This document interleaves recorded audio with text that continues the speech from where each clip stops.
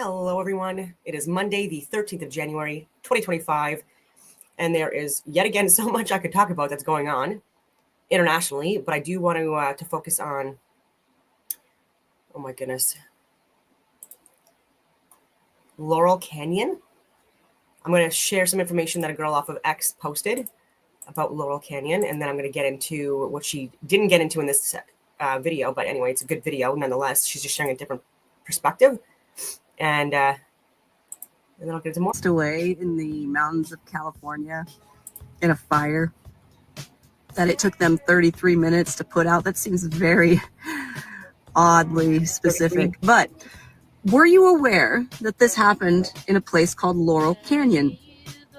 Are you familiar with Laurel Canyon? Maybe I can refresh your memory or tell you something new here today that you didn't know. Laurel Canyon was the home of Wonderland Air Force Base. Wonderland Air Force Base had created an entire studio on their acres of property. This studio was not just for recording music, but it was also for making films. This was the propaganda arm of our military. And it's pretty fascinating stuff if you think about it, because not only did they infiltrate the music industry, but they also infiltrated the film industry. And this is pretty well known by most of us at this point, at least I hope so. But what's super interesting is that each of the homes up there, many of them, if not all of them, have tunnels that connect to each other underground. Not just to each other, but all the way down into town, all the way down into nightclubs, fun things like that. There was a huge movement in the 60s when the war was starting out. And a lot of the people at the time, similar to today, wanted nothing to do with it.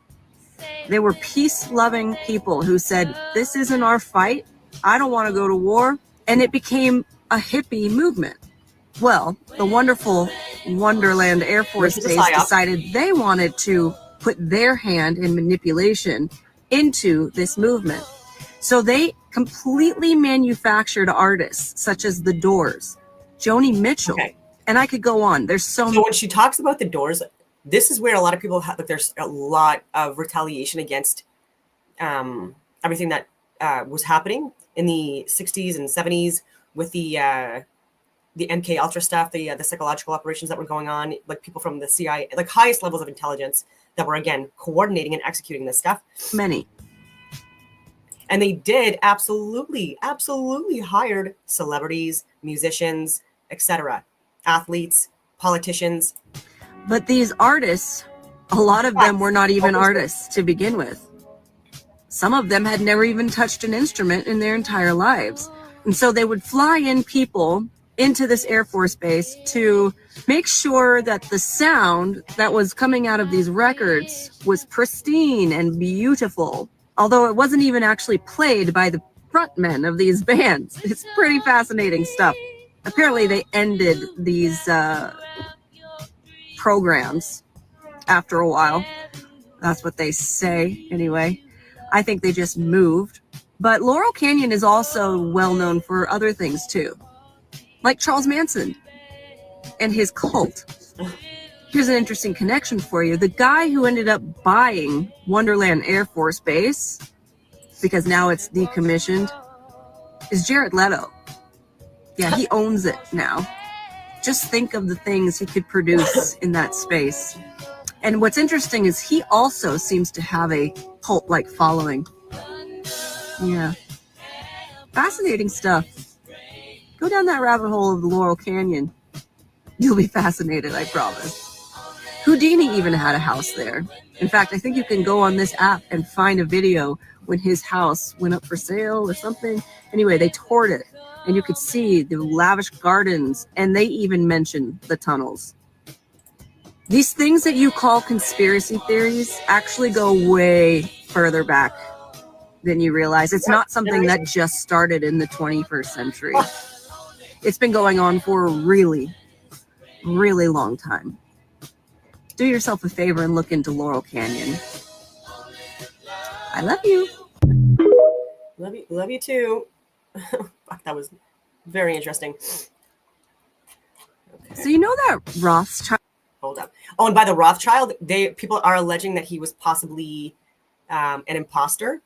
So that's also circulating. So we need to verify if this guy was in fact a Rothschild or not before saying that. So that's another thing I wanted to address.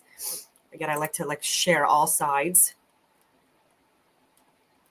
And I'm happy I did that with the fire chief from Los Angeles, because she was really thrown under the bus, and someone who possibly for years.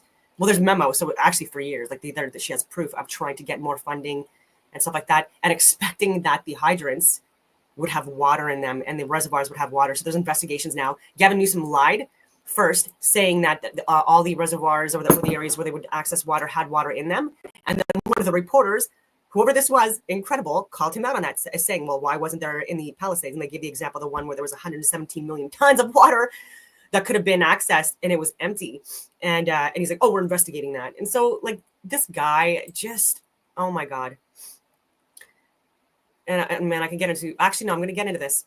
I'm going to get into Great Fires because I talked about it yesterday throughout history. And so this is just, again, another source sharing. Fire.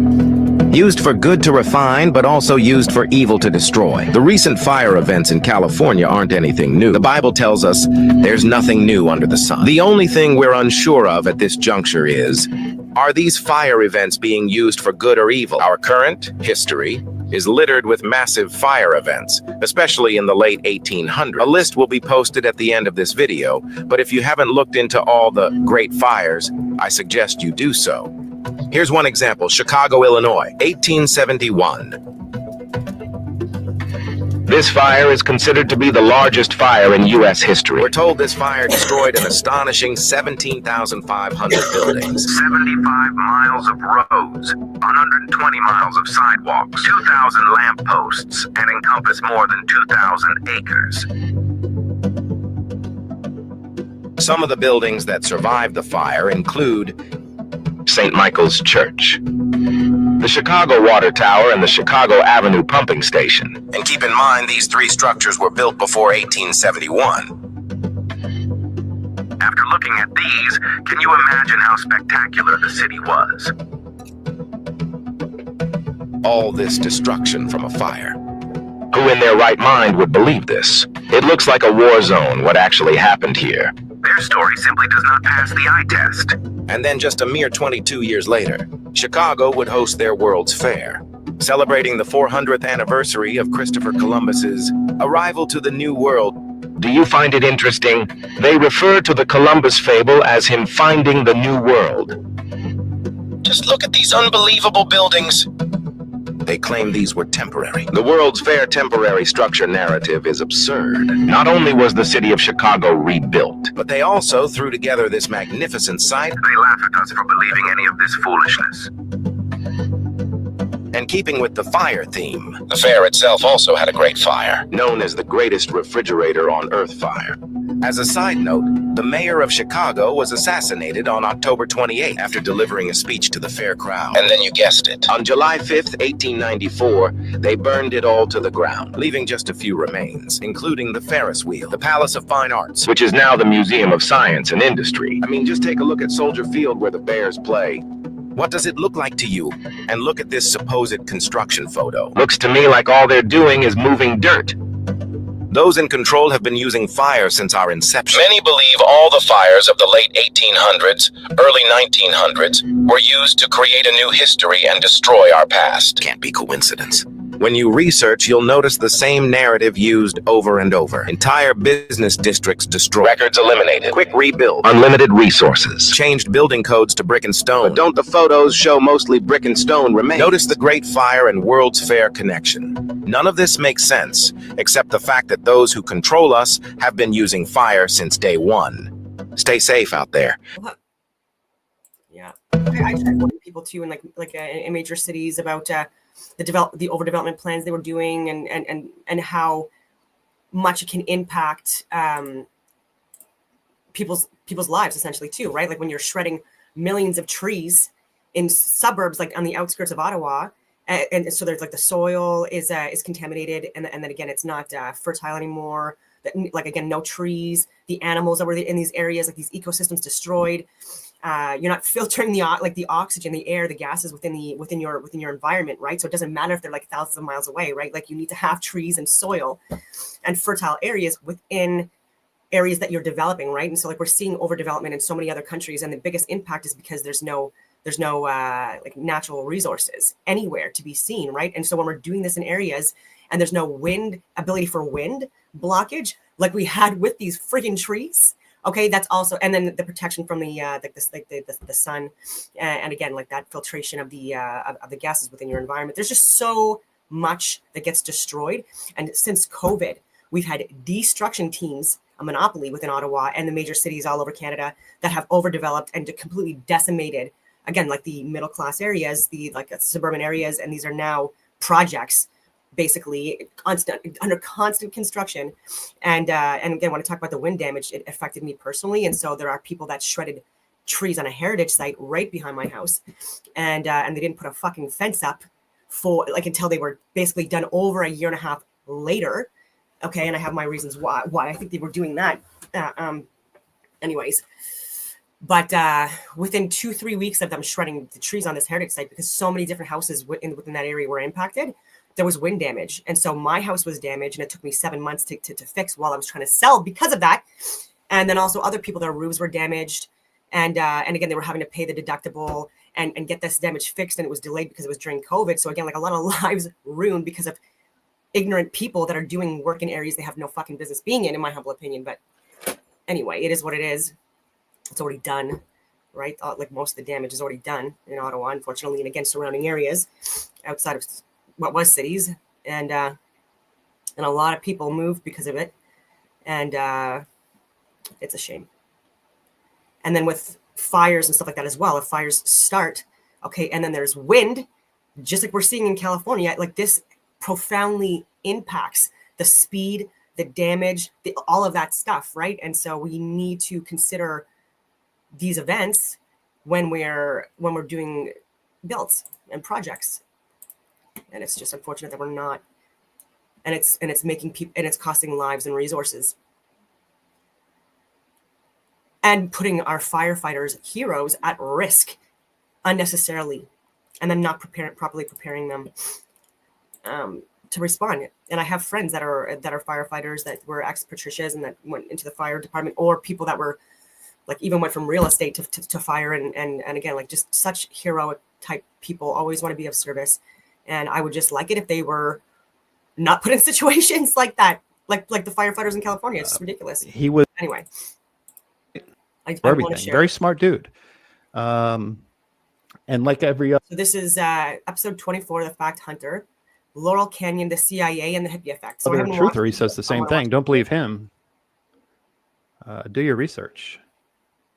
And I just implore you to go to David McGowan's website after the show. Spend some time. Go on YouTube this weekend. And he's a very, very smart guy. So shout out to Dave. I appreciate all your help in this research. So famous saying, and I put it in the show description: the best way to control the opposition is to lead it. And as I said at the beginning of the show, I was really excited to look into this because I wanted to relive. I'm a huge Doors fan. I'm a Zeppelin fan. The 60s music I'm big into. And I know there is some dark history into it, and I've never really delved that deep into it. But it turns out the more you do this conspiracy stuff, you know, it started as a hobby. You know, I kind of got red pilled in 2004. After 2018, I started hitting it a lot harder, spending a lot more time in it. But everything, and I mean everything, leads back to the CIA. And like I said, I thought I was going to have a good time doing this episode. Well, I'm here to tell you, about an hour ago, I sat through a 25-minute video of an American in a laboratory. He was slipped LSD in his drink. And these are all over the place. And we accept that as being okay. I found that really hard to watch a guy go through all the emotions. And obviously, you don't have to think that hard. Everybody kind of knows what a human being goes through when they're being put on acid. I mean, this guy went from happy to sad. He didn't eat for 18 hours, the ups, the downs. And you can see how easy it is for these people to manipulate a human being. And when I saw that, everything started to fall in place. It's not that hard to convince somebody that they saw something or they participated in something. And when I saw that, I realized how simple it truly is for these people to conduct a false flag or something to that effect. The other thing that really bothered me, this film I saw today, the LSD experiments, was from 1955, and it was a German scientist. So obviously, I'm willing to bet he was an Operation Paperclip guy, right? J-Ron said he missed LSD. It's been 25 years. Shout out to Michael. Thanks for joining us. Sorry, I get some into these deep conversations. I shut down churches. Whether you're religious or not, that should bother you. And obviously, everybody's been censored. If they can censor the president of the United States, love him or hate him, your asses are going to get censored, right? What's on the docket next? Second Amendment. They know that one. I mean, trust me, if you're deep state or Illuminati or NWO or whatever you want to call it, they must be shocked at how easy it was to take our freedoms from us. They're like, my God, we thought these people were going to go crazy. They just sat in their house with their mask on and took it. And once again, not trying to say that the Kung flu is not real. My wife works on a COVID floor. We know it's real. We just know that it's been weaponized, Yes. Used to take our freedoms. 100%. Mm-hmm. So what's up on the docket now is the Second Amendment. And that's where these false flags have come into play since the 1990s, right? And you know which ones? I'm not going to name them. I don't want the show to get deleted. I'll do that on my website tomorrow night, though. I have no problem talking about that school in Connecticut or the club in Florida or the place in Vegas, right? And by the way, McGowan does a fantastic job picking apart the school as well. And that's all to make people think and over. Shout out to Dot Connector. Thank you, my friend, for joining us tonight. And he makes a great point that the original United States Constitution and the Bill of Rights has not been in effect since 1871. And you're correct, sir. That's when the new act came out. Well, I think we talked about this the other day. The city of DC. But so basically, in a nutshell, as you see, I'm already off on a tangent. We haven't even started yet. It's very easy for the CIA to control the population. They must be laughing their way to the bank. So with the and to be clear, it's not everyone within the CIA,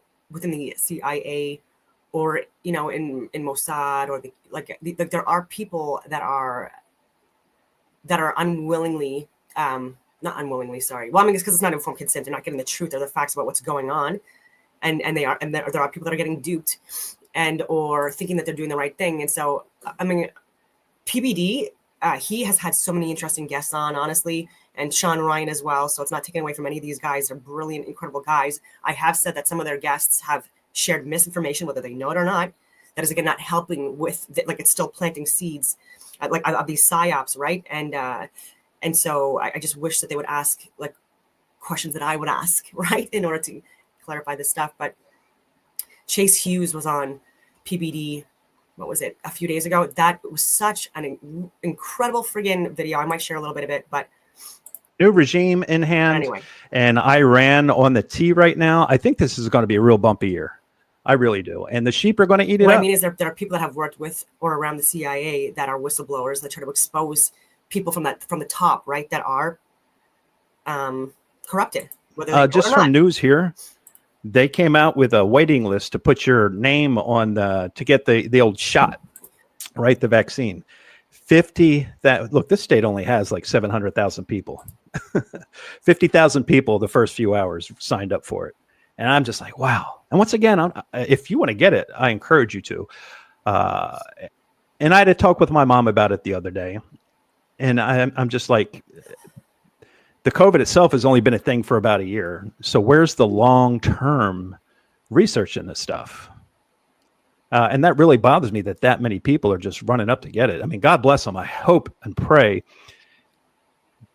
But every show I do, I think, okay, there's this little rabbit hole. We're going to go down it, and I'm going to come back up. But what happens? You go down there, and you find said that's true. There's over 1 million documents, Freedom of Information Acts, Pearl Harbor. We know about it, right? We know about Desert Storm. We beat that with a hammer. We know about, well, I'm about to talk about the Gulf of Tonkin. So, at what point are we supposed to be like, okay, now the government is serious this time, right? All the other stuff, sorry, but now for real, this stuff is good for you. And a dot connector, which I didn't know, or I'm sorry, this was from Michael.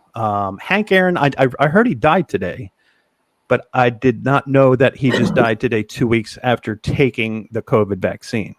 Well, that's sad if that's true. That's really sad, especially, here's the thing that would really disappoint me. If he was perfectly healthy. Yeah. And he just went and got that and he died 2 weeks later, that's shitty. That's terrible. And I heard that today, and that I'm pretty sad because I'll tell you what, I'll take one Hank Aaron over 500 Barry Bonds. Hank Aaron was legit.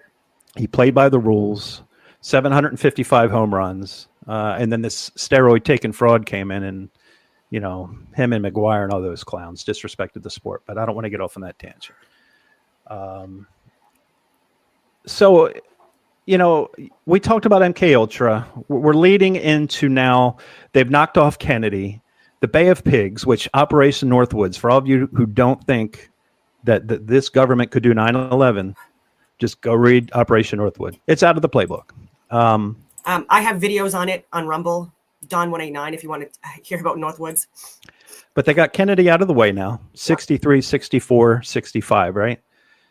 We want to go full into Vietnam for the drugs, to feed the military-industrial complex. And we know what the elite need their population control, right? Yeah. How many people? And why do they need the population control? That's why I don't even, I've done the stats. Look at my videos on, the population hoax and see that there's likely significantly less people in the world right now than what we're being told. And again, this is also a way to psyops, right? And make people think that, maybe they shouldn't have children, or, they're doomed, all of this stuff, just make things seem like they're worse than what they are, and concentrate people in areas. A lot of people within certain areas. And we're not meant to live with as many people as we're living around now. And so anyways, so the smaller the population, but the more concentrated in areas where they can control and manipulate the media, the education, what the government is sharing and stuff like that, the easier it is to control, right? So you need less people, but in more concentrated areas, right? And then, and it's working, and it's worked now for a very long time. And so even with JFK, that it was an assassination, and LBJ was also involved in that, and the events that unfolded afterwards. And other people, again, within the mafia, within the mob, cartels, CIA, FBI, media, you friggin' name it. And people have not properly investigated that. And the Gulf of Tonkin, he's probably going to talk about it, but again, this was a false flag that got us involved in the friggin' war. And again, he's talking about Desert Storm and stuff like that, and the fake rape allegations and burned babies, people lying to Congress yet again. And then getting us involved, just like 9/11, and this has been a long time. Died in Vietnam. I'm here to tell you, U.S. and allied forces, almost 300,000. Well, that'll put a dent into the old population, won't it? And at the same time, they can send their body bags full with drugs to feed their black ops, the CIA black ops. And all those civilian contractors who have ties into DC can make that money. And they ran that for about 10 years. Teresa says, we need to find an island and disappear from this mess. Who's coming with me? You can only bring 3 albums and 3 books. Dot Connector also adds in the Smith-Mundt Modernization Act of 2012 allows propagandas and lies.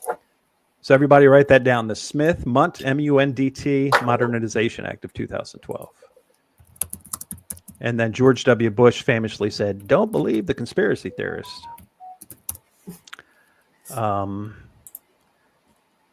So we've got all that out of the way, and they're ready to jump in Vietnam. But what the problem is, in the late 50s, early 60s, you had the anti-war movement. Now, listen, we went through World War I, And World War II. I do like to be thorough on my video, so I'll share that, like the reference that he's talking about.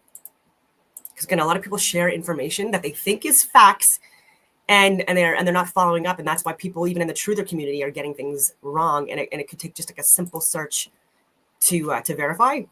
So the original version of the act was amended by the Smith-Mundt Modernization Act of 2012, which allowed for materials produced by the State Department and the Broadcasting Board of Governors, BBG, to be made available within the United States. Allows the agency and its broadcast to respond positively to requests from within the United States. Anyway, it's out there.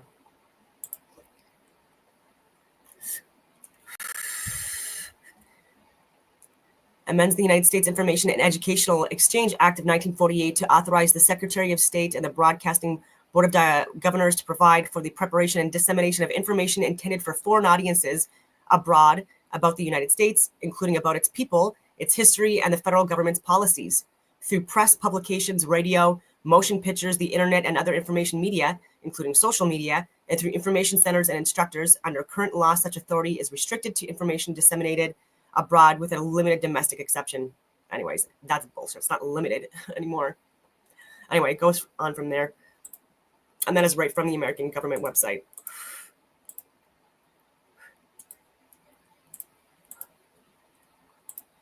Two, Korea. Now they want to jump back into Vietnam. And listen, the people are tired. Congress. They're starting to think, what are we doing here? We kind of got behind World War I. World War II, everybody saw the footage of the Pacific getting hammered, Pearl Harbor. Does that sound familiar? Look at FDR, all his campaign promises. People were hammering him, imploring him, we do not want to go to war. But what changed the people's mind? They saw they saw all our men go up in smoke, right? That infuriated everybody. People dropped what they were doing and enlisted in the military. Does that sound familiar to you? Like 9/11. Do you know how many people I served with, myself personally, who joined the Army because of 9/11? Now think about that for a second. People gave up their livelihoods to fight against a complete lie, right? Even some people in Desert Storm were the same way. They saw that young girl speak in front of Congress. Yep, he's the Iraqi soldiers threw these babies out of incubators onto the cold ground. People are like, oh, hell no. Plus, he has weapons of mass destruction. Oh, my God, he could nuke us. This guy couldn't even. They could barely launch mortars accurately. Are you kidding me? But this anti-war movement in the late 50s and 60s was gaining traction. So LBJ and crew, right? The CIA, George H.W. Bush, that whole little gang, Allen Dulles, right? Yep. That whole crew had to change the people's perception to kind of want a war, right? So a gentleman that goes by the name of U.S. Navy Admiral George Stephen Morrison. Yeah, Morrison. Yeah. By the way, at that point, the youngest admiral in naval history. They quote unquote came under attack while patrolling Vietnam's Tonkin Gulf. Okay. The date was August 2nd, 1964. It was the USS Maddox. Admiral George Stephen Morrison was at the helm. It was an intelligence mission, right? This guy was an intelligence officer for the U.S. Navy. The mission was moving along the North Vietnam coast. Now, the word is that they were allegedly fired upon and damaged several torpedo boats that had been stalking it in the Gulf of Tonkin, right? 2 days later, there was a second report, the same thing. Now, once again, imagine this. The circumstances of the attack were murky, right? But Lyndon Johnson, another great American president, commented to the Undersecretary of State that... For me, him and Nixon should go down as like the worst presidents in American history. Well, those sailors may have been out there shooting at flying fish. And then Biden. So basically, this gentleman, George Stephen Morrison, was on the ship that basically allowed the Vietnam War to start, right? The Gulf of Tonkin Resolution was started on August 7th, 1964, just 5 days later. They had that bad boy fired up, ready to go, just like they did the Patriot Act. I bet you the Patriot Act was written late 2000, early 2001. Any takers? How much you want to bet? J-Ron said he missed the age cutoff by months to join the reserve here. He wanted to. God bless you for that, man. I'm glad you didn't, because now in hindsight, it was just, it's frustrating, man. And Dot Connector says, what wars weren't started on the base of false flags or false information? The further I go back, the more you're right, Dot Connector. I'm seeing the same thing. And then the problem is when you get back to things like the Civil War, I mean, you're relying on, you've got to get into some heavy duty investigations there. But you're right, brother. Everybody is always, it starts with a false flag. So once again, August 7th, 1964, Gulf of Tonkin Resolution fired up, ready to go. It granted the president power to take necessary measures to repel any armed attack against the forces of the United States and prevent further aggression. So they started the draft, and that's the other shame. You're talking about perfect. These kids were just, and it was not the rich kids either. Remember, there were waivers for people who are in college. So listen, they took all the rich kids, they stuck them away in college. You look at Mitch McConnell, draft dodger. Absolutely. And this guy's head of the GOP, draft dodger. George H.W. Bush, look at his score when he was a fighter pilot. That dude scored a 25. My 11-year-old could score at least a 30. And then when that ran out, they stuffed them in, it's just sad to see what they did. All the poor kids got sent off to war. All the rich kids got to go to college. Or they got their little medical waiver, right? That was easy. That was just, you pay a doctor off, he whips it up, you're good to go. Who you know? 60s were real terrible. I feel they like to play it off as this great, fun-loving time. But the more I researched, everything in the 60s was jacked up by the CIA. My goodness. So, this is the end of the summer of 64 by this Stephen Morrison, right? George Stephen Morrison. Well, he's got this son. His name's Jim Morrison. You may have heard of him. He sang for this band called The Doors. The Lizard King. Mr. Mojo Rising. By the way, how many of you know that Mr. Mojo Rising is just a word scramble from Jim Morrison? A lot of people don't know that. If you take Mr. MR, Mojo Rising, R-I-S-I-N, that's just Jim Morrison scrambled. So this Gulf of Tonkin incident happened at the end of 64. And just a few months later, Jim Morrison and the Doors become this thing. So to me, there's this fork in the road. Was it, okay, Admiral, if you do this for us, we'll take care of your kid. We'll let him chase his wildest dream. We'll hook him up with, we'll hook him up with the radio. We control everything, George. Just do this for us, and boom. Or was it the other one? He recruited his son into the CIA, and he went on to be a part of the anti-war distraction. Lots of reports, and I mean lots of reports, say that the year prior, Jim Morrison just wanted to be a poet. He had zero interest in music as far as like singing in a group, zero interest. Very clean cut, almost a preppy, if you will. And here we are a few months later. Here comes this guy with long flowing hair, swinging his hips, talking about getting high on national talk shows, right? Michael says U.S. had military advisors in Vietnam prior to 1964. which I'm sure they did. And remember the Maine, absolutely. Jaron says U.S. forces probably never left the area since the end of World War II. Korea. You're probably right. I have thoughts on North Korea too, but that's another podcast. But Jim, Raymond Nazarick, they started the Doors. Their self-titled album, Light My Fire, took off. A lot of spoken word poetry in it, and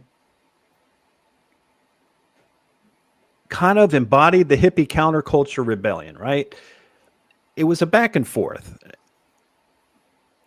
To me, the hippie movement, and we're going to jump back into it, but the hippie movement seems like it was created by the CIA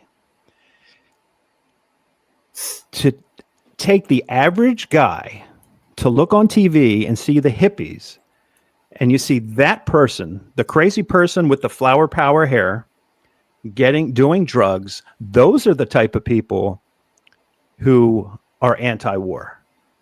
I'm not a hippie, so I can't be anti-war. Do you see where I think where we're going with this? I think the hippie movement was created by the CIA to kind of stuff out the anti-war movement, right? So they created all these bands. And if you look at all these bands, and we're talking all of them, that came out 64, 65, 66. A huge portion of these bands came right out of this very small area called Laurel Canyon. Now, Laurel Canyon is a small neighborhood located in the infamous Hollywood Hills. Okay? We're talking so many people came out of this one small area. And remember, this is 64, 65. Music wasn't a thing in Hollywood back then. If you were a singer, you were Nashville. If you were a country musician, you were Detroit. If you were Motown, and if you were rock or pop, you were New York City. LA wasn't a thing for music at that point at all. But all of a sudden, all these musical acts started coming out of Laurel Canyon. And later you would have the Wonderland Murders and that type of thing. But the amount of musicians that came out of this small area, and the really worrisome thing, not worrisome, but the thing that just catches your eye, all these people's parents, these guys either grew up on military installations or the parents were chemical officers. And Laurel Canyon, just to be clear, is not on fire. I think last week, maybe by Wednesday, it was like the emergency dangers were lifted, and so they apparently didn't have any damage. Or intelligence officers, and I'm not talking about their parents were privates who were cooks at Fort Hood, Texas. I'm talking these people worked at Aberdeen Proving Grounds. They worked at secret facilities. And their kids just happen to be the ones to come out of this small neighborhood and be worldwide success stories. Once again, are there coincidences? Sure. If I flip a quarter 3 times, I might get 3 heads 3 times. Do 20 world-class rock acts come out of the same neighborhood? No, of course not. Another note from MDP: in May 1961, JFK authorized sending an additional 500 Special Forces troops and military advisors to assist the pro-Western government of South Vietnam. Yeah. By the end of 1962, there was already approximately 11,000 military advisors in South Vietnam. Yeah. So I do want to share, this is from archives. I'm going to read a little bit. Just bear with me. This is Inside the LC, the strange but mostly true story of Laurel Canyon and the birth of the hippie generation. This is 226 pages. I'm not going to read the whole thing. But join me now if you have the time as we take a stroll down memory lane to a time nearly 4.5 decades ago. Longer now, a time when America had last uniformed group troops fighting a sustained and bloody battle to impose democracy on a sovereign nation. So this is Admiral Morrison, Jim Morrison's father. In It is the first week of August 1964, and U.S. warships under command of U.S. Navy Admiral George Stephen Morris have allegedly come under attack while patrolling Vietnam's Tonkin Gulf. This event, subsequently dubbed the Tonkin Gulf Incident, will result in the immediate passing by the U.S. Congress of the obviously pre-drafted Tonkin Gulf Resolution, which will in turn quickly lead to America's deep immersion into the bloody Vietnam quagmire. Before it is over, well over 50,000 American bodies, along with literally millions of Southeast Asian bodies, will litter the battlefields of Vietnam, Laos, and Cambodia. For the record, the Tonkin Gulf Incident appears to differ somewhat from other alleged provocations that have driven this country to war. This was not, as we have seen so many times before, a false flag operation, which is to say an operation that involves Uncle Sam attacking himself and then pointing an accusatory finger at someone else. It was also not, as we have seen on more than one occasion, an attack that was quite deliberately provoked. No, what the Tonkin Gulf Incident actually was, as it turns out, is an attack that never took place at all, right? But again, I would still classify that a false flag operation, because again, you are lying, saying that you were attacked, and then you're blaming it on someone else. You're blaming it on someone. So that is still a false flag. You're planting a false flag in a position that is not accurate, right? And it's designed to get us into a war. And so I'm partially agreeing with him on this. The entire incident, as has been all but officially acknowledged, was spun from whole cloth. It is quite possible, however, that the intent was to provoke a defensive response, which could then be cast as an unprovoked attack on U.S. ships. The ships in questions were an intelligence mission and were operating in a decidedly provocative manner. It is quite possible that when Vietnamese forces failed to respond as anticipated, Uncle Sam decided to just pretend as though they had. Nevertheless, by early February 1965, the U.S. will, without a declaration of war and with no valid reason to wage one, began indiscriminately bombing North Vietnam. By March of that same year, the infamous Operation Rolling Thunder will have commenced. Over the course of the next 3.5 years, millions of tons of bombs, missiles, rockets, incendiary devices, and chemical warfare agents will be dumped on the people of Vietnam in what can only be described as one of the worst crimes against humanity ever perpetrated on this planet. Also in March of 1965, the first uniformed U.S. soldier will officially set foot on Vietnamese soil, and this is important.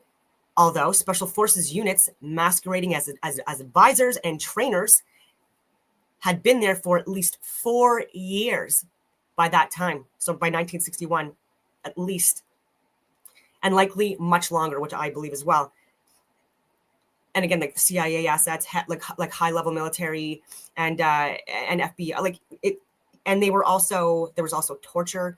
There were so much to unpack and get to the truth. And again, like as reiterated here, a false flag operation or an attack that never happened, 4th of August, 1964, is what started this. And JFK, who got assassinated by LBJ, who approved all this stuff, and pre-drafted Congress bills. Like, I can't even believe this. Anyway, by April 1965, fully 25,000 uniformed American kids, most still teenagers barely out of high school, will be slogging through the rice paddies of Vietnam. By the end of the year, U.S. troop strengths will have surged to 200,000. Meanwhile, elsewhere in the world, in the early months of 1965, a new scene is just beginning to take shape in the city of Los Angeles. It is geographically and socially isolated community known as Laurel Canyon, a heavily wooded, rustic, serene, yet vaguely ominous slice of LA, nestled in the hills that separate the Los Angeles basin from the San Fernando Valley. Musicians, singers, and songwriters suddenly begin to gather as though summoned by some unseen piper.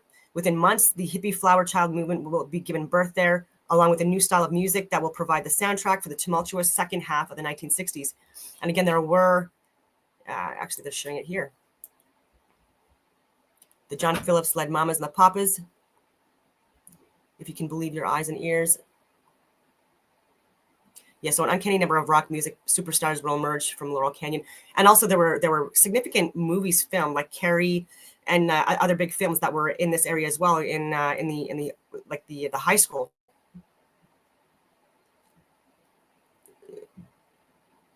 yeah, talk about Jim Morrison. Yeah. So, anyways, I'm going to read that book. It's very interesting. And I'm going to let this guy talk about, nope, this one. There we go. So what that tells me is, once again, that was coming no matter what. But let's talk about these groups. And by the way, Jim Morrison, by the way, and once again, I'm telling you, I got into this. I was going to be like, I'm going to get in and I'm going to get out. And I'm going to have the show ready. Well, listen, Jim Morrison is a podcast in himself.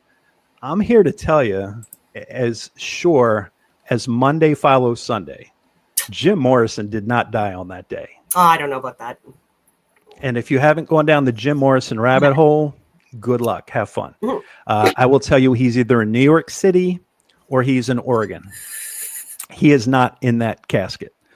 And just to put a bow on it, in case I forget to go back, his father, who we spoke about at the beginning of the show, his name was George Stephen Morrison. He gave the speech to decommission the USS Maddox the day before Jim Morrison died.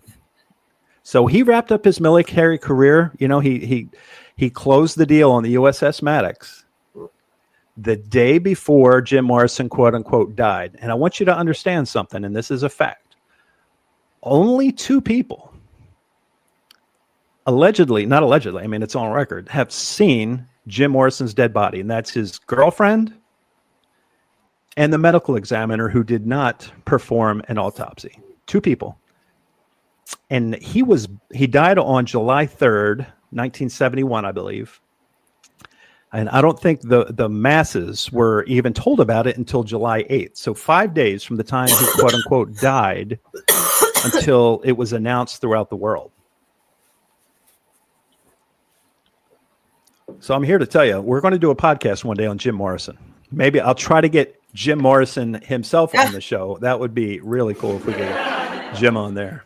He could tell us some poets. And by the way, I love the Doors. I'm just here to tell you, I love the Doors. I'm a huge Doors guy. Like, one of the 3 songs I can do at karaoke is November. If you're still listening, I was going to email you actually. Can you let me know what mountain chain is being recorded in the videos in Antarctica? I just want to take a look at them and where they're located and make an assessment on that. Just super random. But if you can give me the name of that mountain chain, that'd be greatly appreciated. Touch Me. Anybody can sing that song, right? It's a great song. But I think he's alive. Now we can hop along to Frank Zappa. This is another one you could do. He was not one of the huge names. He's put out like 100 albums. But as far as when you talk about The Who, Led Zeppelin, there in the 1960s, he was born on the winter solstice, rounded himself out with it. I need to go back in the chat room here. Zappa's father, correct dot connector, his father worked at the Edgewood Arsenal Chemical Warfare Facility, which is about an hour from where I sit right now, down at Aberdeen Proving Grounds. Joni Mitchell moved from Saskatoon, with a Canadian connection there from J-Ron. He'd be 77 now. Yeah, who's to say if he's alive today? I don't think Jim Morrison died on that day. That's for sure. And he was supposedly, there is a grave of his in France. And it's for a guy who's supposed to be a rock god, it's not a very impressive grave, if you will. And especially if he was tied into this thing. And one more thing to tie up back on Jim Morrison. I'm sorry to be bouncing all over the place. Like I said, I thought this was going to be an in and out clean show. I had no idea how far the rabbit holes went in this thing. A lot of backward maskings on the Door stuff. Back in the day when that stuff, the backward masking trials and all that stuff started, I used to eschew it and not think of anything in it. The older you get, you realize a lot of the occult stuff is backwards stuff. If you remember, the Rockefellers or Rothschilds had the big orgy in 1972. And we talked about how Eyes Wide Shut and Stanley Kubrick based his movie off that event. All the invitations were written backwards. You had to hold it up into a mirror. And you can just go into YouTube. And I think People Are Strange, faces come out of the rain. That song by the Doors, they play it backwards on there, and it's very clear that it has some backwards masking to it.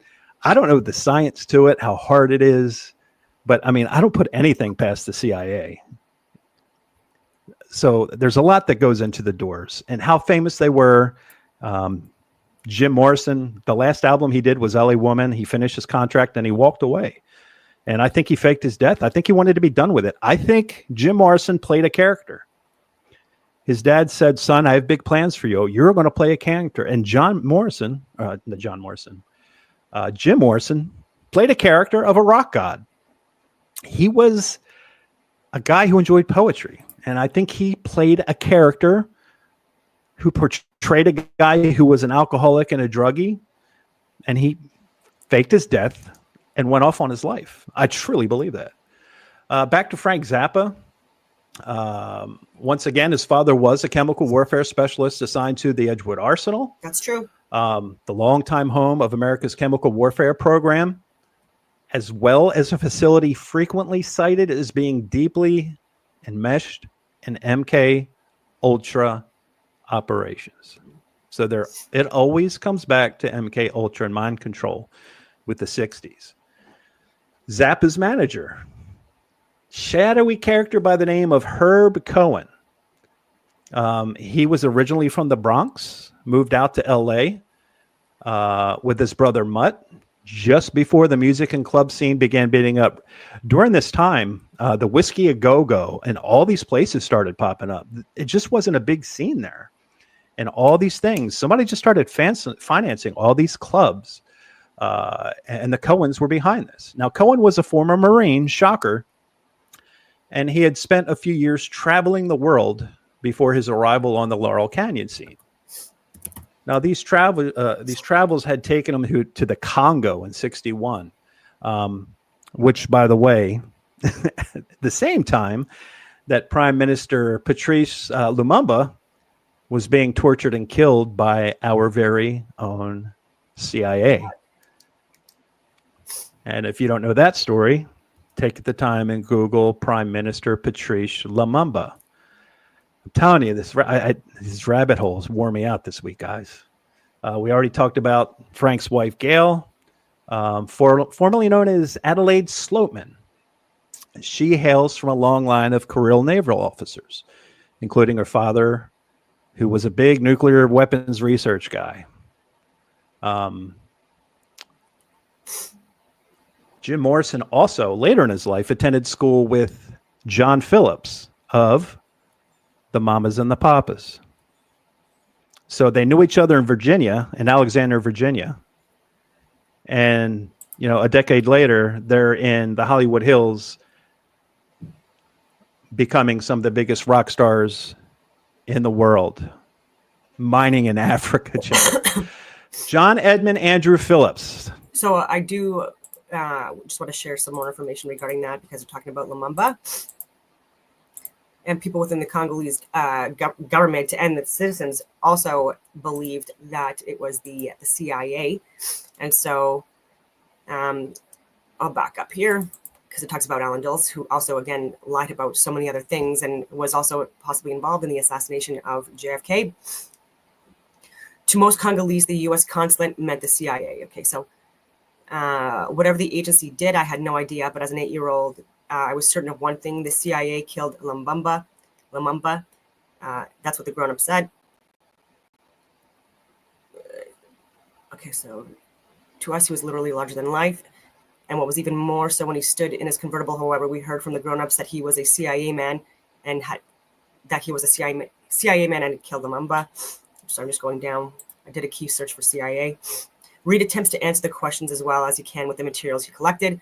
Reed builds part of his case around a National Security Council meeting at the White House on August 18, 1960, which Alan Dulles, the director of the CIA, the Secretaries of Defense, Treasury, and Commerce, and Douglas Dillon, the Undersecretary of State, attended. And yeah.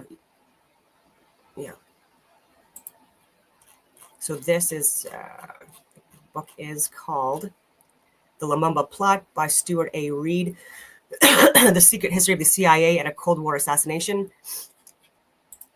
And again, also in this book, It's a well thought out, written, and shares possible CIA involvement. The next guy who lived in Laurel Assassination. Canyon. Shockingly, another child of the military intelligence complex. His dad was Marine Corps Captain Claude Phillips, and his mother, check this out. This is the guy from the Mamas and the Papas. I think they sang the Monday Monday song, right? She claimed to have psychic and telekinetic powers.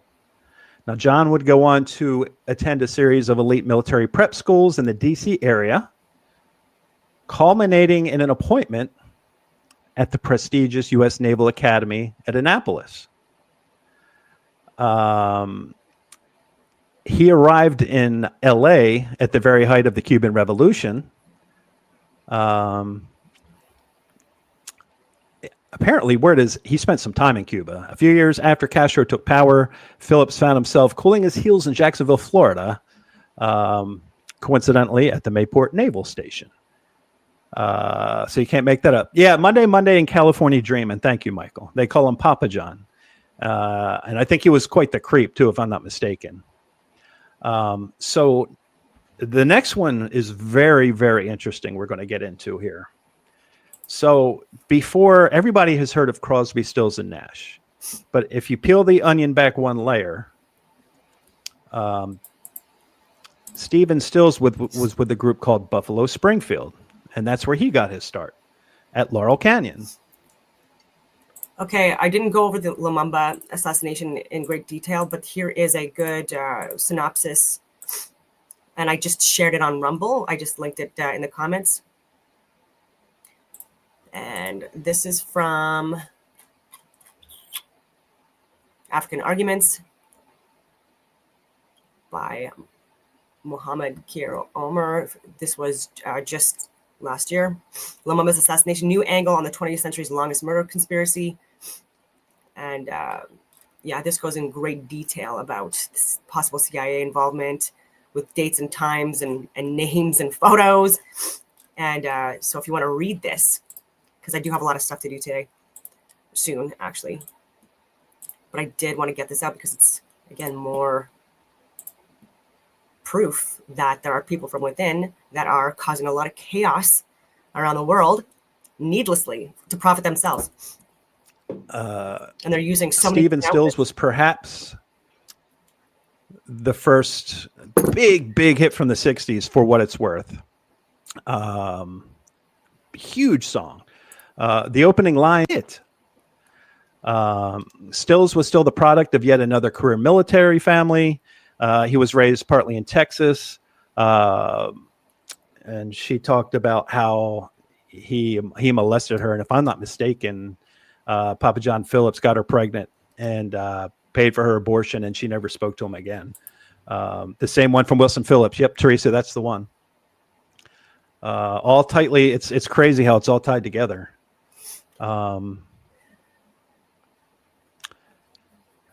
Stills would also later tell anyone who would sit and listen to him that he served in Vietnam. They were out there. Now, the next guy has deep ties. Give me a second. I'm sorry. I've gotten so far out of control here.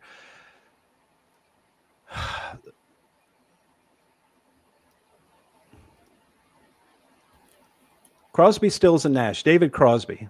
David Crosby not only has ties to the military, his full name is Van Cortlandt, from the Van Cortlandt family. The Van Cortlandt family. We're talking about one of the richest, one of the top 20 families in the world. And it's not a coincidence that he hit it big. David Crosby, his father was a graduate of the Naval Academy and, of course, a World War II military intelligence officer. His name was Major Delafoyd Crosby.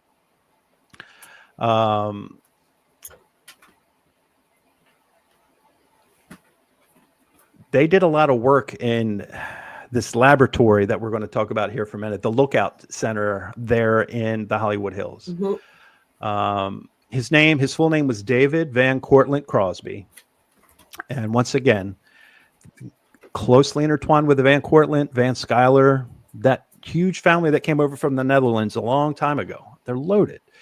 Their family tree is just littered with U.S. senators, congressmen, assemblymen, governors, mayors, judges, Supreme Court justices, Revolutionary and Civil War generals. This family, his family, goes back to one of the original signers of the Declaration of Independence and members of the Continental Congress. Now, here's the funny thing about David Crosby. You know, all these guys from the 60s, Crosby, Stills, and Nash, the Doors, all these guys, you know, they're supposed to be all about peace and love and this and that. David, however, was a huge gun lover. If I'm not mistaken, he got arrested somewhere on a gun charge, and he may have done some time. J-Ron said Cortland guitars. I'm not sure. I'm going to have to look into that. So that family, the David Crosby and that whole family, you can go on for days and years. November, yes, yeah. For those folks. I'm just gonna pause this. So before the camp, like where they set up their camp, like the one that just beyond that, I would just love to know what that mountain chain is called.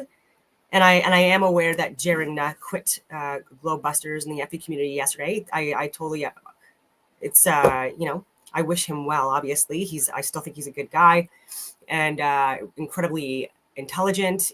And yeah, and it's up, you know, it's unfortunate for us, but I completely understand where he's coming from, especially given all the heat that he's been getting the last few weeks. Like I mean, we really pushed him away anyway, so like I totally get where he's coming from, but it is unfortunate.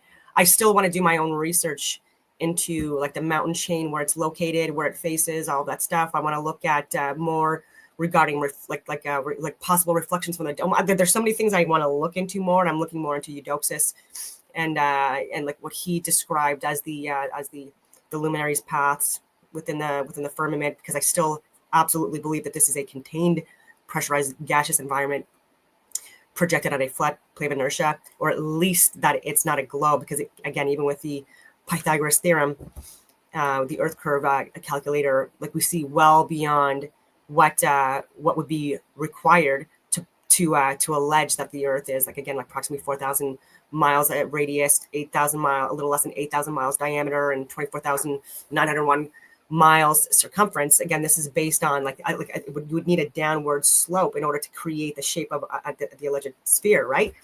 And anyways, I'm not going to argue that those facts right now, because I want to talk about this. And but yeah, I do wish him well, obviously. I continue on with those folks. I want to talk a little bit about an Air Force station that was within Laurel Canyon. And we're talking about Lookout Mountain Air Force Station, okay? This is a former defense site, which today is a private residence. You might have heard of Jared Leto, the actor. He bought it. He owns Lookout Mountain Air Force Station now. It's 100,000 square feet. It's on 2.5 acres, and it was built in 1941 as a, listen to this, World War II Air Defense Center. This was originally, do you remember back at World War II, everybody was paranoid after the Pearl Harbor bombings that LA would be next. This is a very high area in California, so they built Lookout Mountain. That's the name, because they looked out into the ocean to see if anybody was coming. After the war, they turned it into a studio, and not just any studio. They turned it into a top secret studio. Okay. The studio consisted of one large soundstage, a film laboratory, 2 screening rooms, 4 editing rooms, an animation and still photo department with sound mixing studio, and numerous climate-controlled film vaults. So you could do things like, oh, I don't know, work on film, people landing on the moon, film of nuclear missiles detonating, right? Because there's still a lot of people who think nuclear missiles are a hoax. So they built this thing right there in the Hollywood Hills. And you'll be surprised at the name of the There's people. nuclear energy and that can harm, and there's also nuclear energy that can heal. Well, this was supposed to be a top And give secret energy. through 1969. This was a top secret. And listen, top secret means you have to have a top secret clearance, and they're not easy to get. However, people like John Wayne and Marilyn Monroe had access to go into this place. And they're just two of many, many, many names. And the most curious time Their of the name didn't studio talk would about it. probably be between 1958 and 1969, where it was considered Lookout Mountain Laboratory. It was redesignated in 1958 as an Air Force station.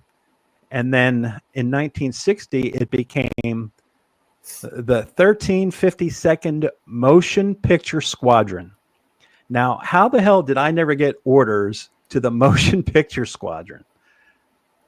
Right? I mean, come on. Hollywood Hills, the Motion Picture Squadron. What was going on up there? Lots of, was the whole hippie movement coordinated right here in this laboratory? There is lots and lots of thoughts of what went on up there. But they would do the films, the cheesy old grainy 60s films on the nuclear missiles. But you're talking about Bob Hope, Jimmy Stewart, James Garner, Gregory Peck, Marvin Miller, Glenn Ford, Lee Marvin. All these folks had access to this station. So this begs, once again, how much of everything that's been showed to you on video when you're a kid? You remember when you were a kid and you had to do the nuclear missile drills? You had to hide under your desk or go under the steps because you'd see the videos of the nuclear missiles. And what about that TV show from like 1981 that everybody freaked out? Do you remember the nuclear missile TV show, like that mini series they showed back in the early 80s, and like everybody freaked out? It was the first time we really saw a nuclear explosion. It wasn't real, but the film freaked everybody out. So is the nuclear missile, is that just another scare tactic to control people, to buy into the military-industrial complex? The day after, Teresa. There you go. The day after. That's exactly what it was. And once you start getting into this stuff and you don't know where the bottom of the rabbit hole ends. So the Lookout Mountain was officially deactivated in June of '68. It went to auction a few years later. It sold for $50,000 to an American Indian producer. And then lately, like I said, Academy winner actor Jared Leto, he purchased it for $5 million 5 years ago.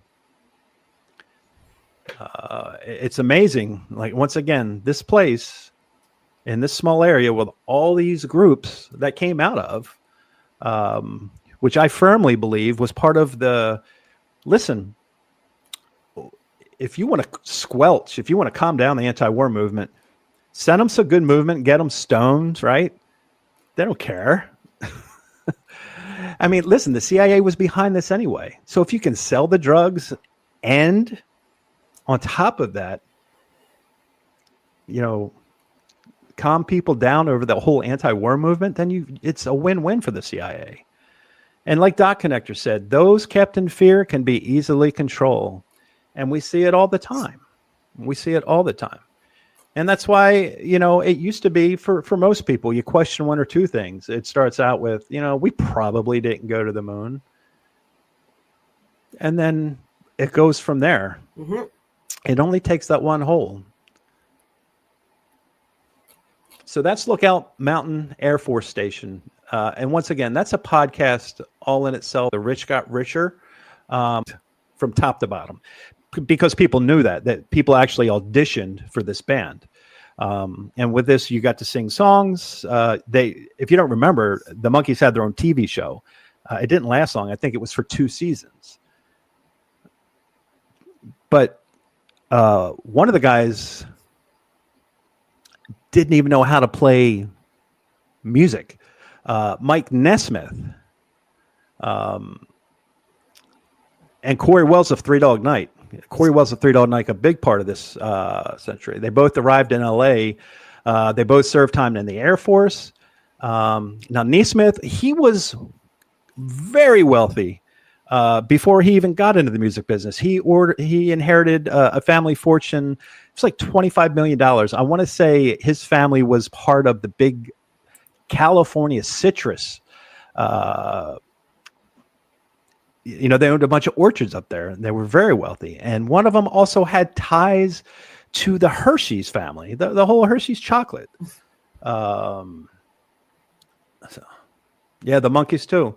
And Teresa's right. It was never really a band. It was a show. All their music was written for them. It was the easiest money they ever made. And now you can visit them in Comic-Con. Exactly. Parsons was also an heir on his mother's side to the formidable Snively family fortune, who reportedly owned as much as 1/3 of all the citrus groves in Florida. So, wealthy guy, once again, all tied into the military industrial complex and wealth, right? Mm-hmm. Now, one other thing that I need to say before I go much further. Every name that we just talked about today, okay? Jackson Browne, Mike Nesmith, Corey Wells, Graham Parsons, Warren Zevon, David Crosby, Stephen Stills, Papa John Phillips, Frank Zappa, Jim Morrison. Not one of these people were drafted. Every single last one of these guys were military draft age, but not one would ever get drafted. If you're a CIA agent, you probably don't get drafted. That's why it's hard for me to say, because as much as quote unquote, our government couldn't stand these guys, right? Do you remember Jim Morrison getting arrested when he went on that TV show in the 60s? If you saw the movie, he wasn't supposed to use the word high when he was singing Light My Fire. Girl, we couldn't get much higher. He was supposed to say something else, but he still said it. He was ruffling the feathers. That was all part of the plan. That was all part of the plan. Yep. Graham Parsons shacked up with Joni for a minute. Absolutely. Fortunate sons. Yes. They were fortunate sons. Silver spoon in hand, if you will. But Warren Zevon, was the son of William Zevon, a lieutenant for the infamous LA crime lord, Mickey Cohen. Now, Laurel Canyon would transform LA into the epicenter of the music industry. So it would end up toppling New York City as the music capital of the world. Now, one thing I did want to touch on, because this came a little later, but it still ties in, and I think I mentioned it before. But Stuart Copeland of the Police, he's the drummer. His father, Miles Copeland, was the founder of the OSS and CIA. And his brother, Stuart Copeland's brother, was the founder of IRS Records. And of course, Stuart would go on to have just worldwide smashing fame with the Police, and he hit it, big in 1983 with Synchronicity with that album. He tore it up. So once again, his father, the founder of the CIA, gets rewarded. Because listen, there's lots of good music out there during this time. Who picks and chooses which groups get seen and listened to, right? So I guess what I'm trying to tell you folks here at the 10 o'clock hour, thank you for joining us. Conspiracy Theories Investigated, On Fire, and this world famous record producer to the chat room. You guys are keeping me on my toes today. Thank you so much. That you see on stage, he's like a scratch golfer in real life, and just a normal. And the video footage got shot, and it's because you have to get the music out. At the time, they only had a couple. Thought I got David McGowan on. And released it to WikiLeaks. Julian Assange, in my honest, things really worked, even though I had a 2-star general tell me something different many, many years ago. Of course, I was like, this guy should fry. He took classified, top secret information and released it to WikiLeaks. Julian Assange, in my honest opinion, as I sit here today, he was doing what journalists are supposed to do. They're supposed to report this stuff. Mm-hmm. It was a massacre. Oh, and I'm saying as a retired guy, 25 years in the military, look, if I would have done that, my family would have disowned me. I mean, they just sat there in a helicopter and picked off kids, women, and children. And that's the point that should bother people, is that the higher echelon people that control our government were more upset that these murders We're exposed. were released to the public, Mm. than they were the actual event. All these murders happened. And look, and if you know how we lied our way into Iraq and Afghanistan, and if you look at how many women and children and, people who got killed during these wars, if you don't feel bad about that, then you don't have a God-fearing bone in your body. I'm thankful, I don't want to get into that, but it's really sad. We're taught the flag, what it means, and what we're supposed to do to defend our country as us poor kids, right? But the people who tell us what to do, very few of them have ever really served or made sacrifices like that. There are a few, obviously, out. Netanyahu has 2 fighting age male sons, and they are in rich areas, loving life, lavishing it up, and not at all serving. There who was served. No surprises there. But even then, if they have the intel, but this stuff's going on, how are they not furious? Are they just paid off? The young lady from Illinois, she had her legs blown off. Then you got the guy from Texas, Dan, what's his name? He's missing an eye. How does that not infuriate you? Oh, yeah. Like I said, when we're in the military, we don't have time to think about this stuff. But when we're out and we look and see how much we were lied to, Julian Assange was a good guy. Listen, Julian Assange has done more journalism in the last 10 years than any journalist has done in the last 50. Thank you, Mr. Crenshaw. Yeah, he was the one who got poked fun at by the guy on Saturday Night Live. So is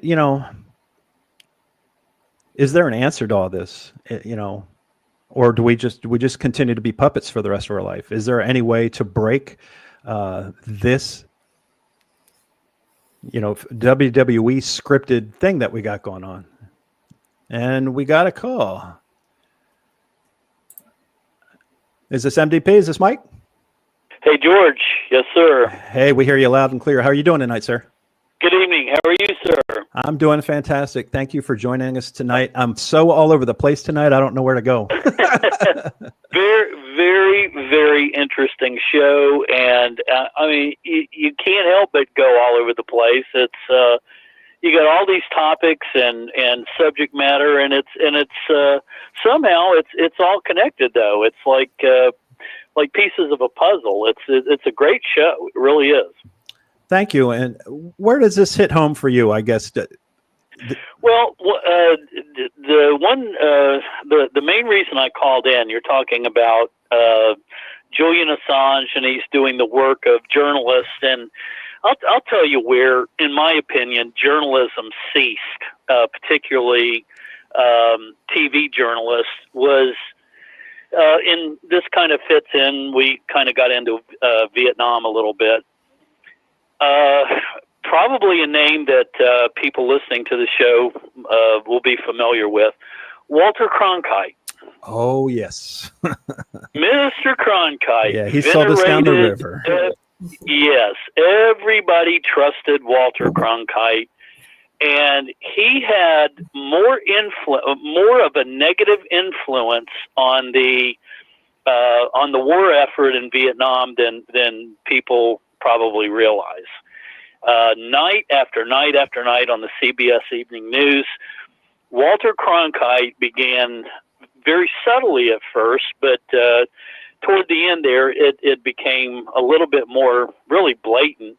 He was not being a journalist. He was disseminating anti-war propaganda, and it just kind of grew from there. You have a big disciple of Walter Cronkite that became famous with some problems he had later on. Dan Rather.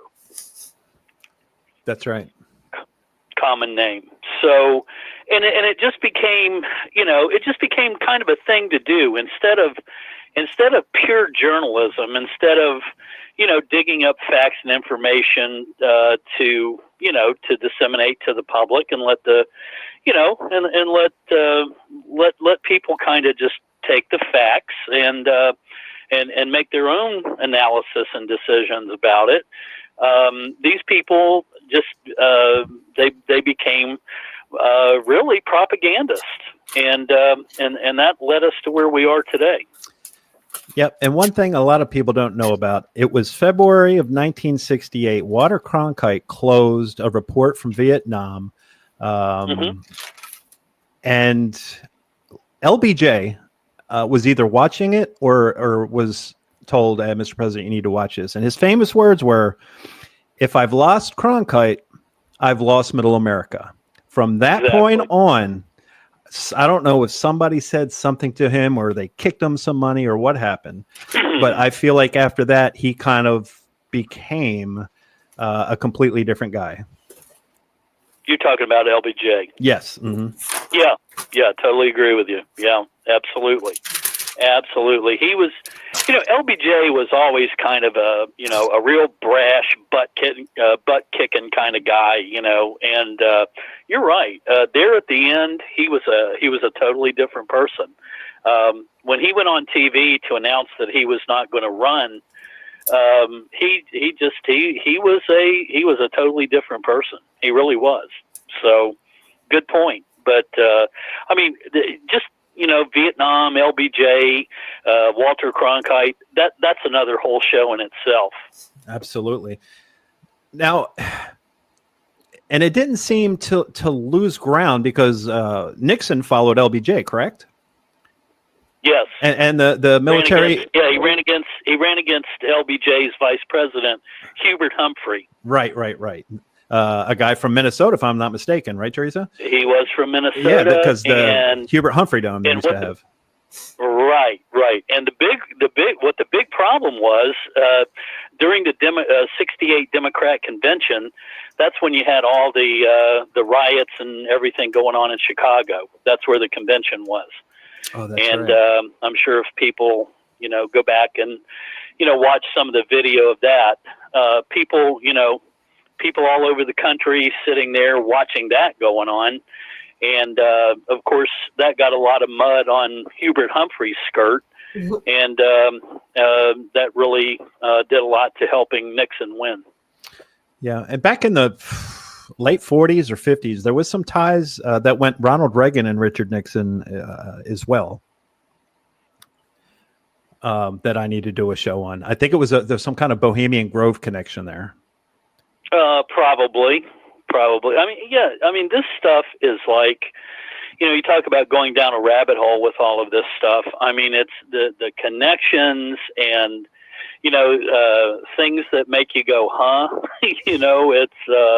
It's really amazing how that, there is a real nexus with a lot of this stuff that, that the average person, which by the way, the government is more than happy if, the guy sits there and just, drinks his beer and watches sports on the weekend and network TV programs during the week and it's just kind of zoned out with that.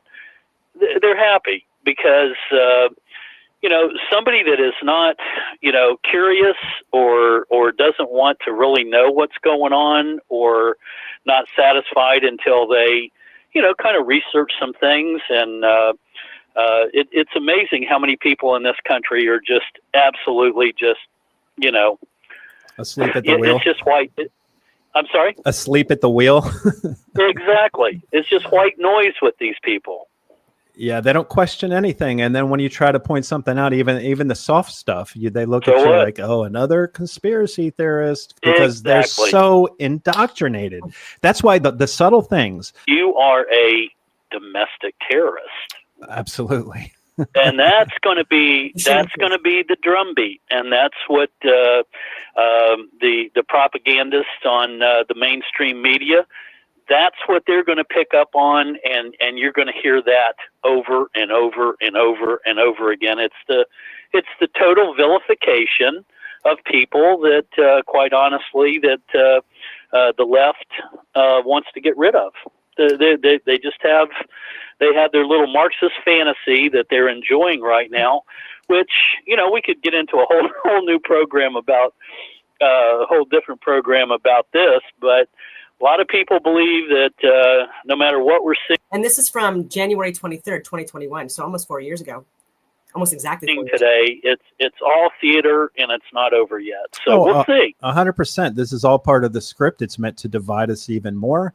And the thing I'm trying to see, and I wonder if yourself or the folks in the chat room or you're listening on the download, what are they distracting us from right now? What's really going on? Because to me, remember, to me, this country is run like a magician. Look at the ball, look at the ball, and then it's gone.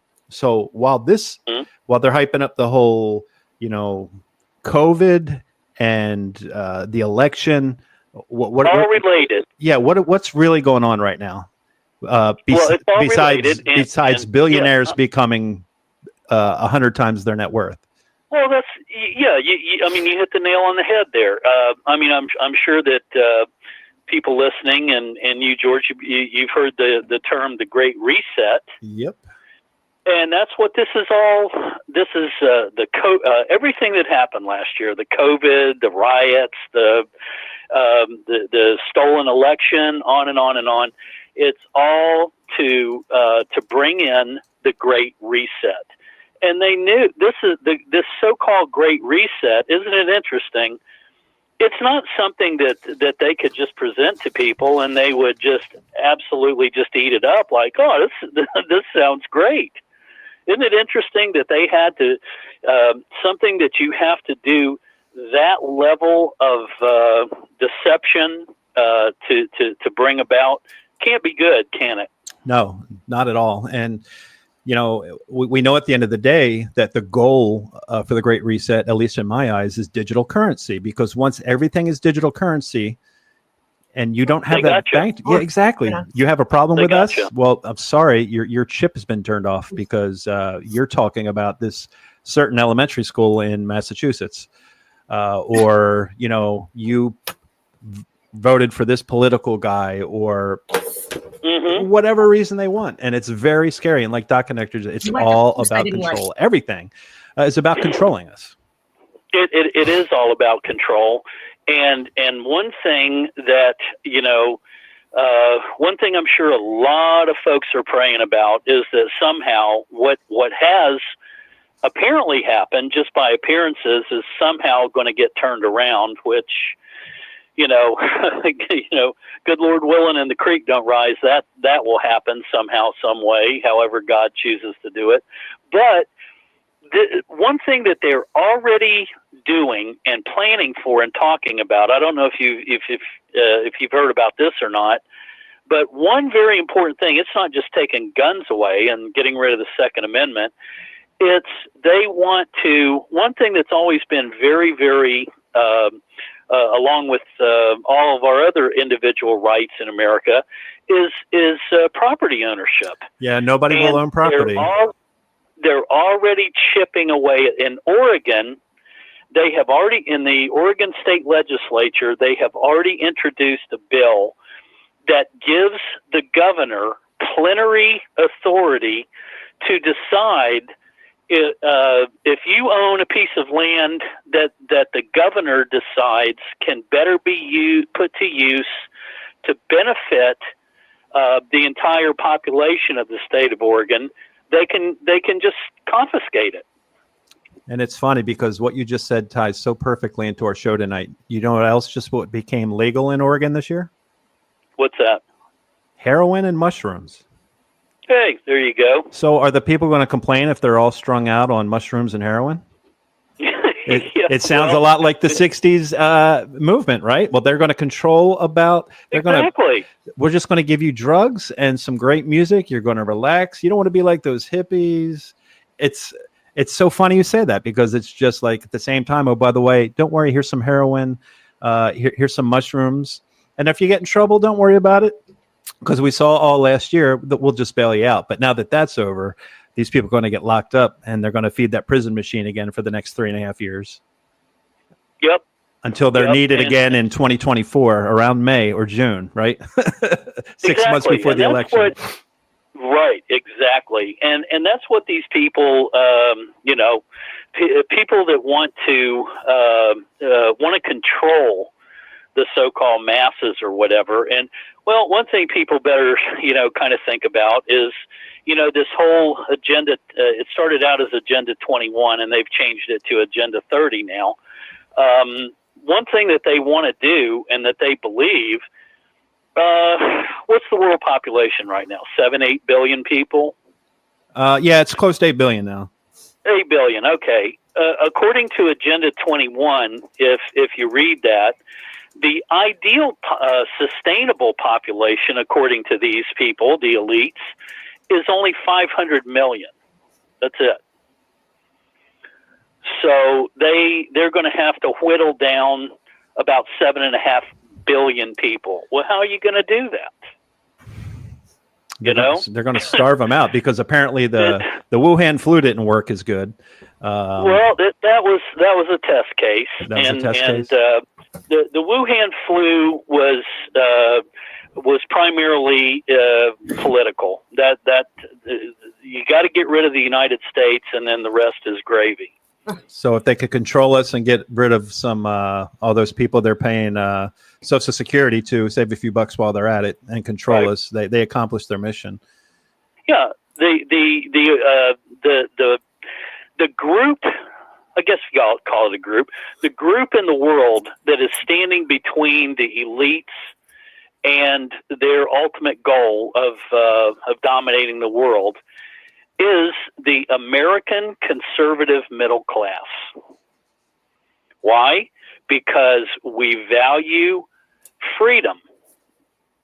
And lots of people around the world are kind of catching on to it now, which they're not real happy with. But that's, for a lot of people, freedom that really understand it, freedom is the most valuable commodity that there is. You can't. What kind of life can a person really have without freedom? You can't. Yeah, that's the heart and cold. And and we're preached by the same people who take it from us that we're guaranteed our Bill of Rights. The first 10 amendments in the Constitution. And right. We saw, like I said at the beginning of the show, how easy it was for them to take the First Amendment from us, and nobody blinked an eye. Yeah.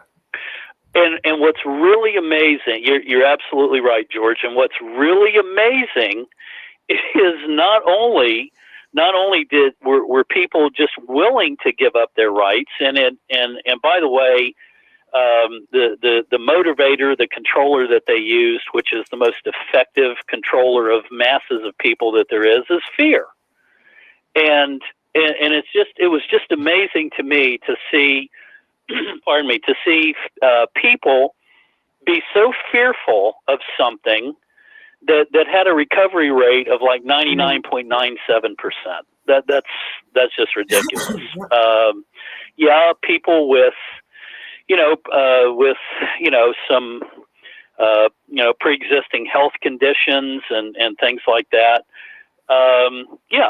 People did die, but people have been dying of viruses and flu since man has been on the earth. That this is nothing new.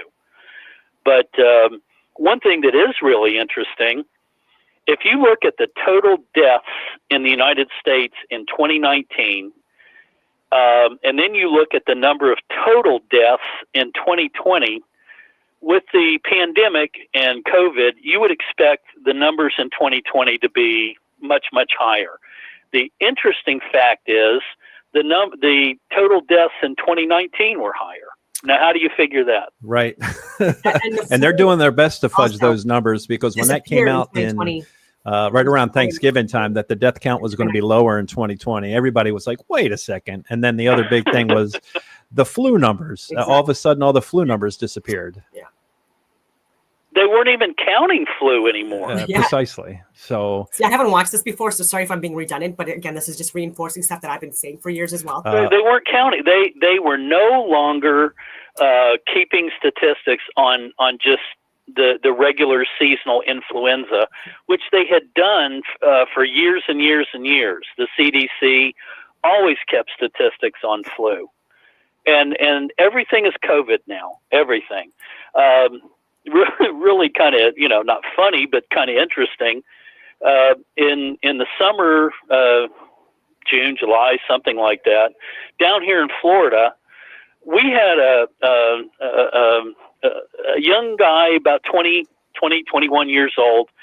He died in a motorcycle accident, and he was listed as a COVID death. yeah, I believe that's because these hospitals, if you have a COVID death, I think you get some. I don't know the whole story, but from what I've heard, And it's like dying with COVID, not of COVID. But again, this was there was financial kickbacks. they're entitled to federal government funds, like to the tune of almost $37,000. Exactly.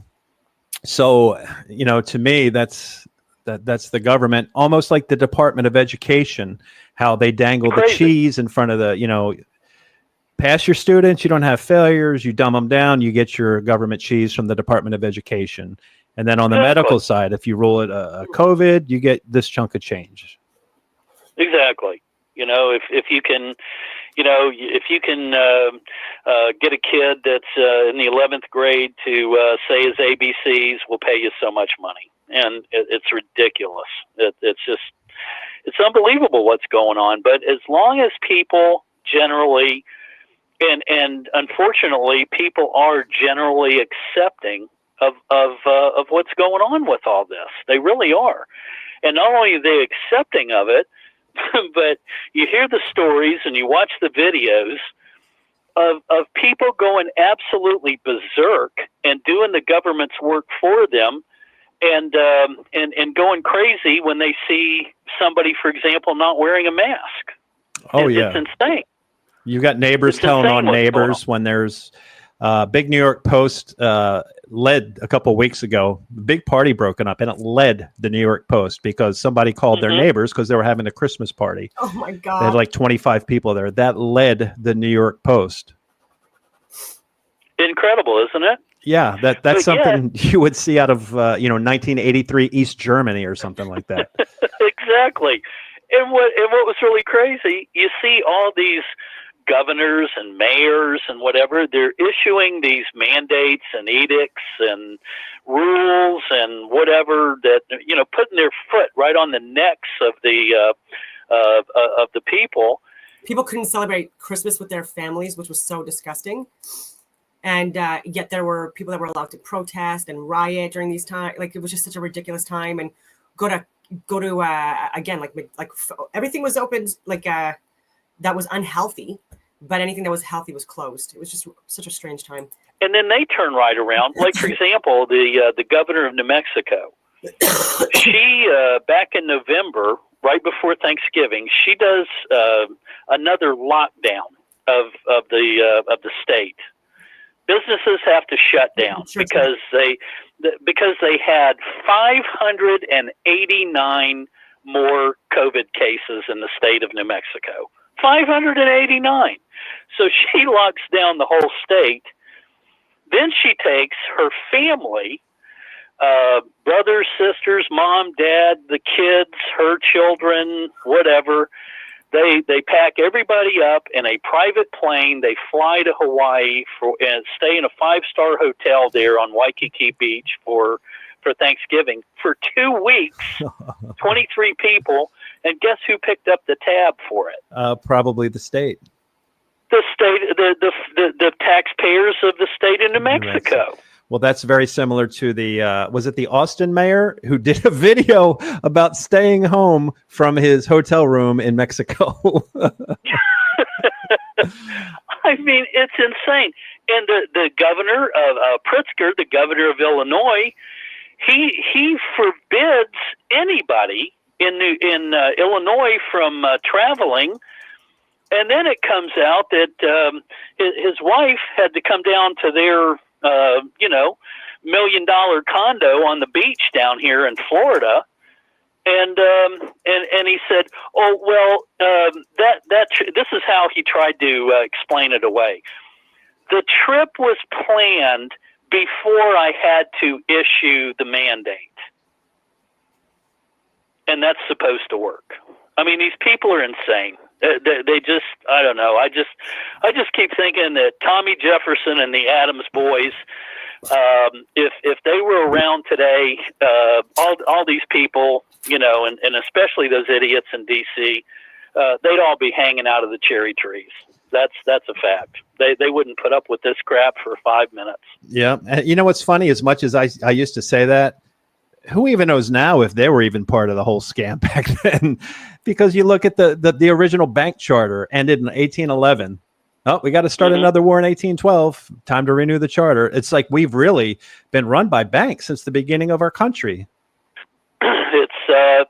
It's real. And then when you get into the whole thing, and that would be a great show for you to do, get into the whole act of 1871, how the United States in effect became a corporation and owned by the city of London and some bankers, central bankers from Europe.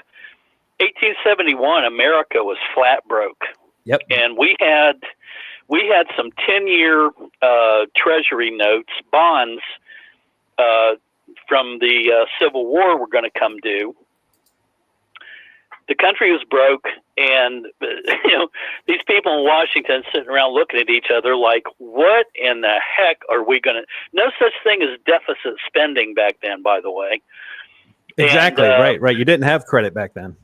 No, nothing like that. So they're looking at each other like, what in the world are we going to do? And somebody came up with the idea, and they went over to Europe and tried to, in effect, they were selling the country. Yep. And they were looking for buyers.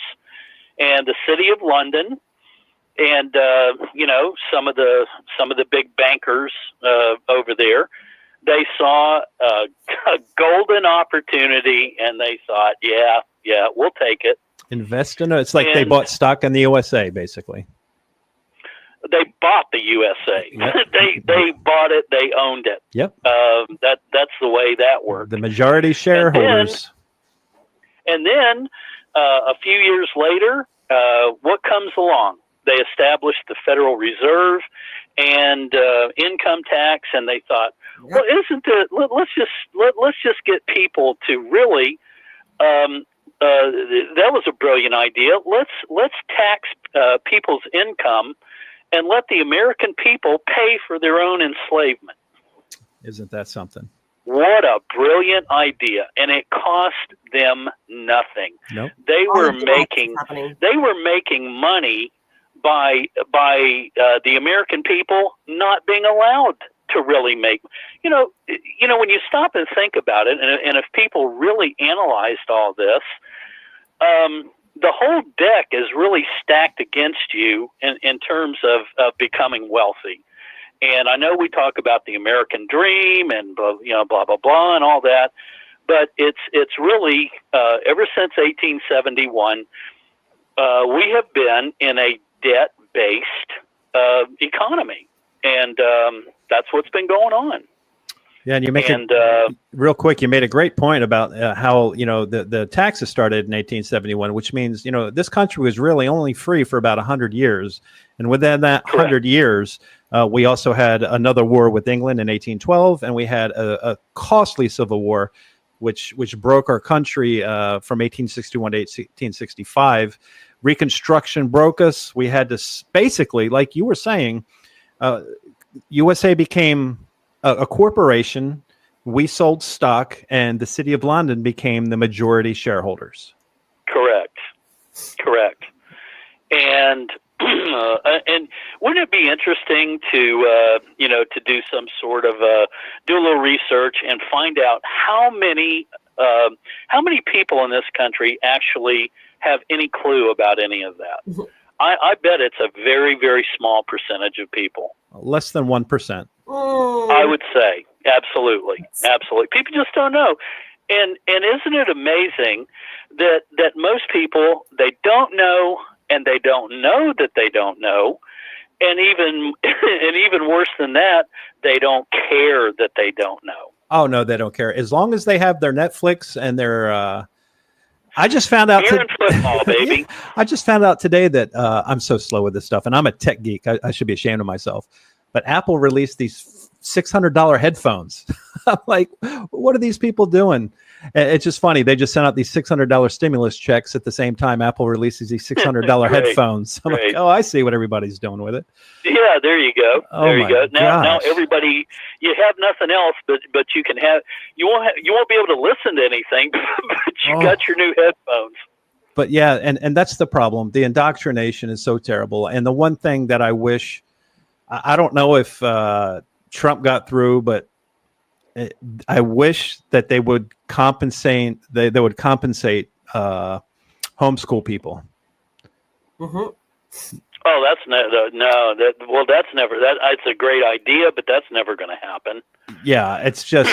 That's never going to happen. I mean, the nerve of people keeping their children away from the indoctrination centers. Are you kidding me? Because homeschoolers are the enemy. They get you coming and going, right? You pay property taxes. There's no getting out of that. You're paying your property taxes. And where does a large chunk of that property tax go to? Schools. Right. And then on top of that, if I want to homeschool my child or send them to private school, I have to pay out of my pocket. On top of that. So whether or not I want to send my child to the indoctrination center where you memorize stuff like Dot Connector and everybody else was saying in the chat room today, you memorize and regurgitate. You're not taught critical thinking in high school or elementary school. It's when did Christopher Columbus at 1492? I'm a genius, right? You have an answer because you memorize something. You're not taught to critically think for yourself. You learn by rote, and really, yeah. What these kids should be able to do is develop critical thinking skills and problem solving. And problem solving. Those are the kind of people we really need. We need problem solvers. And how many people can we really say have the critical thinking skills in order to be a problem solver?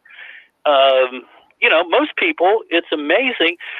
You can't figure out how some of these people even get out the front door in the morning. How does that happen? Do you know how people solve problems now? Get somebody else to do it for them. No, they say, "Hey Google." I've got my hand caught in I got my hand cut in the garbage disposal. How do I get it out? Right, which is so my in one sense my answer was right. You get Google to do it for you. Hey Google. Yep. We've become a Hey Google country. Yeah, it's terrible. Isn't that amazing? Yep, and you have no idea who's on the other side programming these answers. Isn't exactly, and what's the old saying that everybody, it's supposed to be kind of a joke, but it must be true. I read it on the internet. Yep. And the other one is, if we can go to the moon, we can certainly do this. Well, we've never been to the moon. We can put a man on the moon, and we can blank. Yeah. Exactly. And Teresa just said the education system really was to prepare you for a factory job. Just watch Sir Ken Robinson TED Talk about education. It's one of the most popular TED Talks. Great. Spot on. Great. It's all about indoctrination. Yeah, calling all this, calling what's going on today from K through 12 and then secondary, higher education included. It's not education at all. It's not. None of it. And then the entire scam is where you're going to put yourself $200,000 in debt to get that secondary education. Exactly. Yeah, and especially when you come out of 4 years of college with a degree in gender studies. Oh my gosh. Boy, there's something that's real marketable, right? I don't understand why I can't find a job. I've got a bachelor's. Yeah. walk into an interview with that on your resume. Holy and cow. see how short your interview is. Oh, look at the time. We're done here. Man. Yeah. Yeah, Nice to meet you. We're done here. Unbelievable. Some of these things that people are getting degrees in, you just sit there and you think, are you kidding me? This is actually an academic discipline. You're going to get a college degree in this. You're going to put yourself in debt for that. Exactly. It's crazy. And so there you go. That's what it's all about. Don't question the government, and stay in debt. There you go. Yep. And just reaching back on what we talked about tonight with Vietnam and how everything was just so abracadabra and everything on it. Like for me, it hit home. I lost my uncle at a very young age. He fought in Vietnam. He did 2 tours. He was exposed to Agent Orange. His legs were burned up. He only lived to be maybe 50 or 51. He died actually like 2 weeks before 9/11. This kind of stuff really hits home when you see how people were lied into all this stuff, and it's very obvious. They don't even try to hide it. Like, yep, this guy lied about the Gulf of Tonkin, and boom, we went in, and for no apparent reason except for to run drugs and to feed the military-industrial complex. But when you see your family members' lives affected because of this stuff, and nobody bats an eye, I think that's what really drives me crazy. Mm-hmm. Well, what drives me crazy about the whole thing, people saying that, well, we lost the war in Vietnam. Really? Based on what? If you look at it purely militarily, there was no engagement or no battle that American forces ever we were ever engaged in the whole time we were in the Vietnam War, that we lost. That never happened. Never happened. But the perception was politically, and with all the anti-war, the fact that there were a bunch of long-haired hippies marching in the streets over here, the anti-war movement. That the perception was that we lost the war and that we had to get out. And militarily, we did not lose the war. And quite frankly, the way the war was prosecuted, you can get into a whole discussion about that too. I think he's talking about the Tet Offensive and losing the support of Americans and others. Robert McNamara and what an idiot he was, and the things that he did. Vietnam was just the way it was managed by Johnson and by McNamara was horrible. It was just absolutely horrible. We could have very easily have won that war. We could have pushed the Viet Cong out of South Vietnam. We could have invaded North Vietnam. We could have been, had troops in Hanoi and under false premises and only to benefit the military pharmaceutical tech complex. And that could have been done very, very easily. But it wasn't.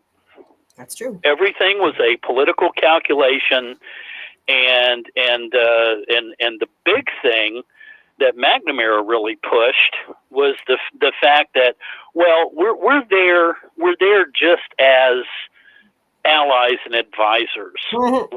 We have to pretty much. I need to go. I got so much stuff to do today, and people waiting on me. So I will continue with that either later on today, maybe tonight or tomorrow, and share another video I wanted to share. And but anyways, on that note, I will leave it at that, and I hope that everyone has a wonderful rest of your day.